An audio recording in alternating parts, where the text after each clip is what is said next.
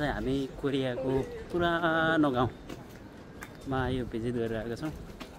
यस पुरानो यो सांस्कृतिक ऐतिहासिक पर्यटकीय क्षेत्र धेरै पर्यटकले खोज्ने घुम्ने ठाउँ हो यो। हामी चाहिँ आज बिदाको दिनमा यसरी यो एरिया घुम्न पाइरहेको अवस्था छ र यहाँनिर यो बारी मजाको डाँडा नेपालको जस्तो है आनन्द आउने खालको छ है।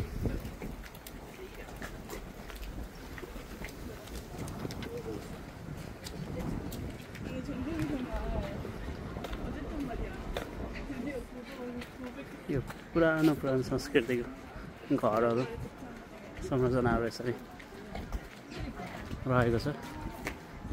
साउथ कोरियाको एउटा प्रसिद्ध पर्यटकीय क्षेत्र। साउथ कोरियामा हुनुहुन्छ नि यहाँहरू पनि आउनु होला। चाहिँ राजधानी सौल नजिकै रहेको छ है।